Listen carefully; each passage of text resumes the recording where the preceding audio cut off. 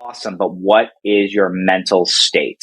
Mm-hmm. Is it growth mindset? This is a challenge. I'm going to do the best I can. I missed that last time. Totally normal. Let's try again. Yes, I do recognize that my teammates are throwing harder skills than me, but I'm on my own journey. Is that your mindset? The mental piece? Or is it a 1.5 to a 3? Come on, do it. You better do it. Just chuck it. Go. You do not want to get taken out of this spot, because even if they're at that uncomfortable 1.5 to a 3, they're building or stamping this really negative mindset that will take this mental block and make it last longer and longer and longer. It's kind of like doing a climb up a mountain with a 50-pound bag. You can still do it, but it's going to be a lot more uncomfortable. You're going to go a lot slower, and you're likely to get hurt and slide back down the hill and have to start over. So let's go here then, because you've mentioned growth mindset. I know a lot of our coaches know what a growth mindset is, but again, there's a lot of coaches and parents who don't know what a growth mindset actually is versus a fixed mindset.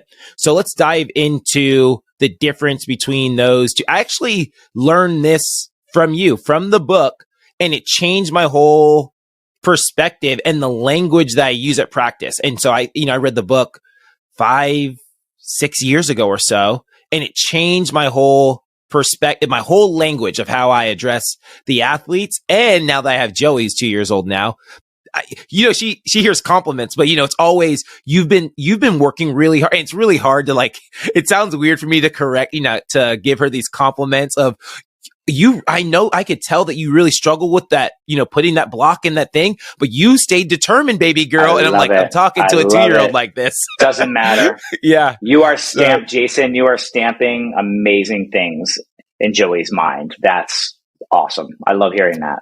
Hey, thanks to your book. Appreciate you. Go get the book, people.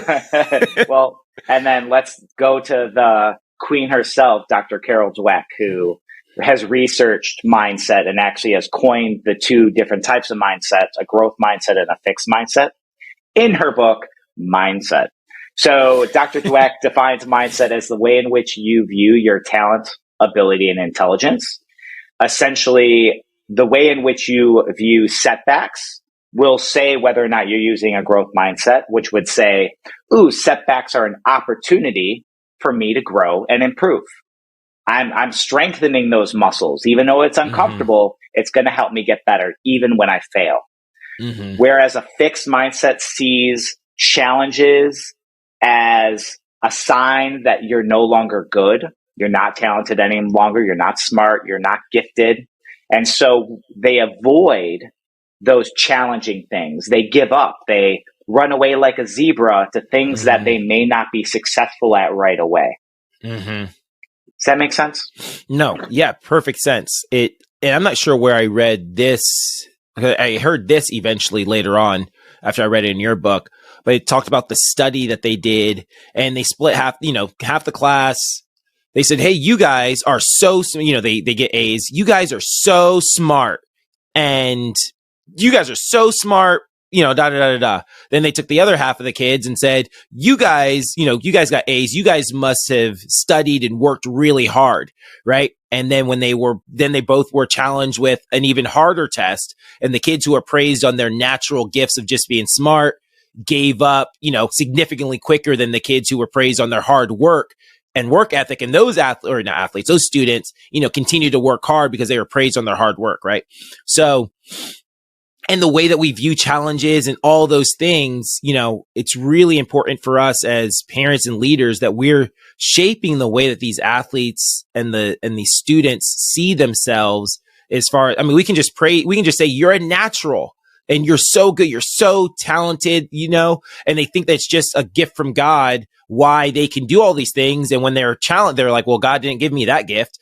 And they need to know that, there's a seed inside of you that you can cultivate if you work hard every day, and you can overcome these challenges. So I really love that growth mindset. And I never thought about how that would play a role in a mental block. Oh my gosh. Until I read your book. Yeah. Because they go, well, I can't. Yeah. Every athlete.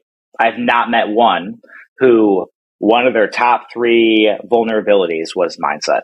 Mm-hmm.